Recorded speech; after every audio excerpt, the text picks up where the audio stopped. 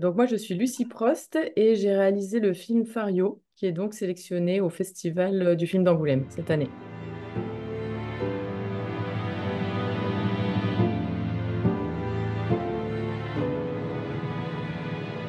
C'est l'histoire d'un jeune mec qui s'appelle Léo, qui a 27 ans et qui vit à Berlin, qui est assez fêtard et qui doit rentrer dans son village natal du Doubs pour vendre les terrains agricoles de son père agriculteur, à une entreprise de forage de métaux rares. Donc il rentre, il retrouve sa famille, ses copains, son cousin opposé au projet de chantier.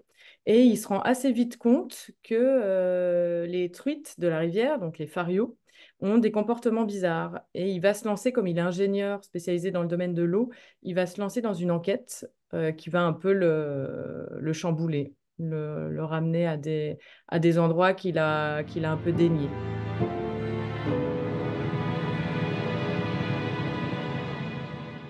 Oui, alors ouais, comme c'est un premier film, c'est vrai que ça fait plusieurs années que je l'écris.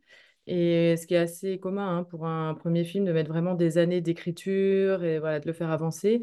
Donc oui, je pense que ça fait peut-être depuis 2017, je pense que je l'écris. Donc 4, 5, 6, 7. Donc ouais, bien 6 ans quoi, avant de le tourner.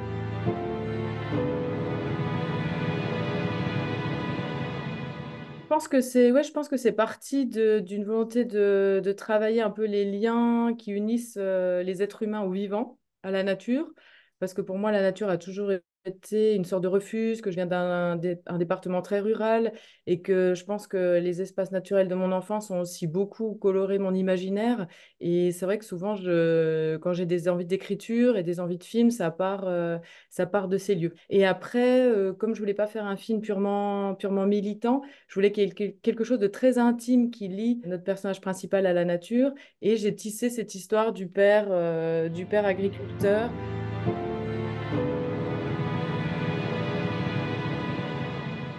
Ouais, j'avais envie de travailler aussi sur la question un peu du trauma et la façon dont on se positionne par rapport au trauma. Et donc, il peut y avoir des mécanismes un peu comme si mon personnage avait un peu clivé et qu'il avait oublié des choses, comme si cette image un peu mentale là qui le hante avait un peu supprimé toutes les autres. Enfin, il est dans une zone comme ça compliquée.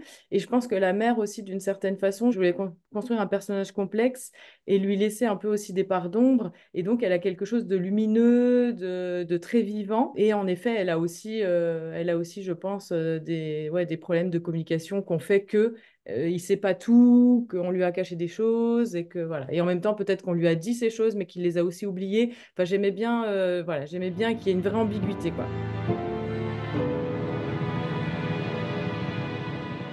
Finnegan, je l'ai rencontré en 2018. C'est le seul qui a passé un casting pour le film.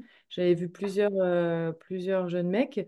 Et c'est vrai que c'est un peu cliché de dire ça, mais j'ai eu l'impression que c'était le personnage, qu'il avait cette nervosité, que j'ai un peu on a un peu travaillé avec Finnegan au tournage à rentrer la nervosité, à travailler plutôt sur une forme un peu de calme intérieur, mais qui laisse toujours présager la nervosité, enfin, où il y a toujours quelque chose un peu au bord de s'exprimer. Puis ouais, c'était un peu cliché, mais j'ai eu l'impression de voir le personnage quand on a fait les essais avec Finnegan. Et je trouvais qu'il pouvait tout à fait venir de la campagne, être ingénieur, faire la fête à Berlin, être assez physique, voilà, pas être purement un télo, mais nous faire voir une belle intelligence. Et voilà, ouais, j'étais hyper content. Et ensuite, le casting s'est construit un peu autour de Finnegan. Je suis vraiment très, très, très contente que Florence Laure-Écaille et Megan Northam aient accepté ces rôles-là parce que c'est vraiment des choix de cœur pour moi.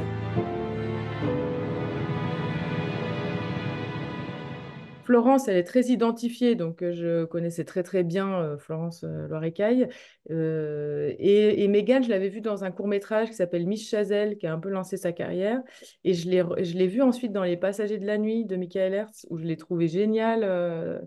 J'ai trouvé géniale. Je trouvais qu'elle dégageait quelque chose et elle a quelque chose. Voilà, elle a un côté brut mais très intérieur. Elle a une présence très physique et très lumineuse aussi. Enfin, non, franchement, je suis vraiment ravie de mon casting.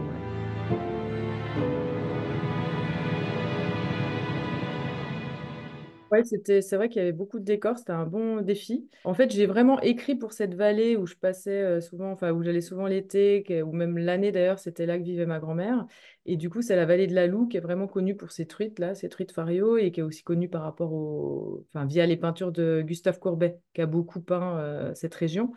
Et pour moi, la région très cinématographique, donc j'avais une idée vraiment des lieux, puisque j'écris pour ces lieux. Ensuite, il y a eu quand même un gros travail de repérage pour trouver les lieux finaux et définitifs, quoi, qui sont aussi accessibles avec des gros camions, et voilà. Mais c'est vrai qu'après, on a la source du Lison, tout ça, c'est des endroits vraiment très beaux, quoi. Ouais, ouais. Oui, on a eu tout ce qu'on voulait. On ne pouvait pas tourner à la source de la Loue parce que je crois qu'il y a un barrage EDF, hein, c'est dangereux vraiment. Mais à la source du Lison, c'était possible en respectant des indications écologiques sur la gestion de la lumière notamment et les chauves-souris, voilà, des choses comme ça.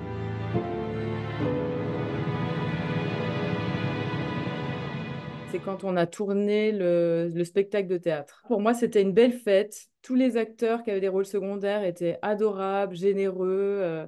Le lieu était magique. Le texte de Shakespeare, j'adore. Et en plus, j'avais une de mes meilleures amies du collège qui était là avec sa fille, qui voudrait faire du cinéma. Et je sais pas, ça m'a mis vraiment dans une ambiance de fête. Et j'ai vraiment, autant il y a eu beaucoup de, voilà, c'est très dur un tournage, autant là, je sais pas, j'étais bien.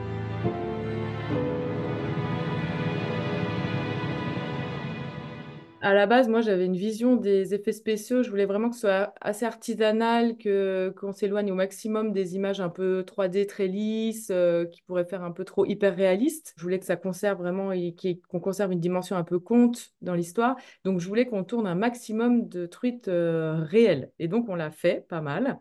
Mais après, en fait, il y en a pas mal qu'on n'a pas pu intégrer au film, mais ça nous a quand même donné des indications sur les comportements des poissons. Au final, il y a pas mal de choses en 3D. Et toujours avec, ça a été un long processus très progressif, les effets spéciaux, où il fallait vraiment trouver le bon dosage de mutation, sans en dire trop, pour pas que, voilà, qu'on soit dans Avatar, voilà, ou dans quelque chose qu'on comprenne pas, quoi, qu'on perçoive pas. Alors, je crois que les films, après, je ne sais pas vraiment ce qu'il en reste aujourd'hui, mais je pense que le film de Michael Shannon, Take Shelter, voilà, était une référence. Et Uncle Boonmee de Vera Cool, avec le lien un peu au territoire, voilà, à l'imaginaire, aux effets spéciaux aussi un peu artisanaux, aux atmosphères. Je pense que ça a été un peu les deux références, proches ou lointaines.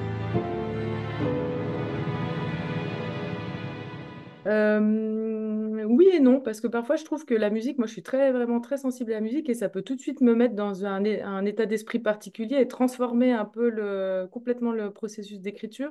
Donc je me méfie toujours un peu, mais oui, je pense que sur les 5 ans, j'ai écouté pas mal de musique, ouais, en écrivant, quoi, clairement, oui. Et après, la musique de Pierre Desprats, là, je trouve qu'elle est.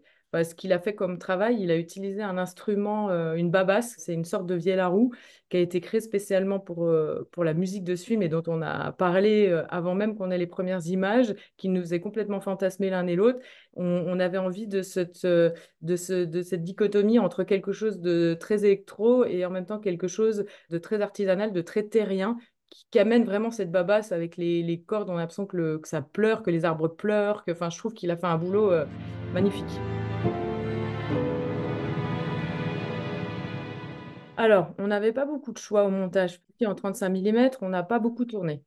Donc, on n'avait pas non plus énormément de rush. Et bon, du coup, j'ai dû beaucoup réécrire aussi avant le tournage, juste avant. Et presque tout ce qu'on a tourné est dans le film. Ensuite, le milieu, en effet, c'était pas du tout à cette place-là. La première enquête et la révélation un peu de son trauma était beaucoup plus tard. Et on avait, sur les premiers retours qu'on a eus, les gens avaient du mal à avoir une totale empathie pour le personnage, avant de savoir vraiment ce qui s'était passé, comme il a quelque chose d'un rien fermé. Donc ça a bougé. Et du coup, ouais, le film s'est réécrit au montage, vraiment. On m'avait dit avant, tu verras, le film se réécrit au montage. Et je disais, non, bah, j'espère pas quand même, j'ai passé des années, enfin voilà. Et en fait, si, c'est clairement, ça se réécrit. Et par contre, la fin, non, la fin, elle était prévue comme ça. On l'a montré à Locarno mi-août dans le concours Cineasti del Presente. Et là, c'est notre première française. Personne ne l'a vue, à part quelques proches et amis en France qui ont regardé les versions de montage. Alors, ils ne l'ont pas vu. Ils vont le découvrir à Angoulême. Ben, je sais que moi, ce qui m'a donné envie d'écrire, parce qu'à la base, j'avais fait des études de théâtre et de sciences sociales. Et j'allais beaucoup en festival de court-métrage. Et ce qui m'a donné envie d'écrire, c'est Vilaine fille, mauvais garçon de Justine Triet, qui est un moyen-métrage. Mais celui-ci m'a vraiment, je l'ai vu à Côté Court à Pantin en 2000, je sais plus, 13, un truc comme ça. Et ça m'a vraiment débloqué. Je me suis dit, ah oui, on peut écrire comme ça, on peut écrire sur des personnages comme ça, on peut écrire sur des femmes. Et après, j'ai fait mes deux courts-métrages avec des rôles principaux féminins. Et ouais, c'est le film qui m'a marqué. J'aime Alain Guiraudy parce que voilà, c'est pareil, c'est un cinéma de territoire.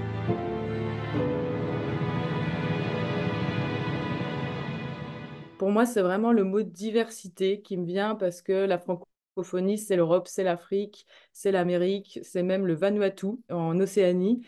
Et voilà, pour moi, c'est le mot vraiment le plus important. C'est la diversité dans tout ce que ça nous apporte, ouais, de rencontres, de miroirs, de richesses, ouais.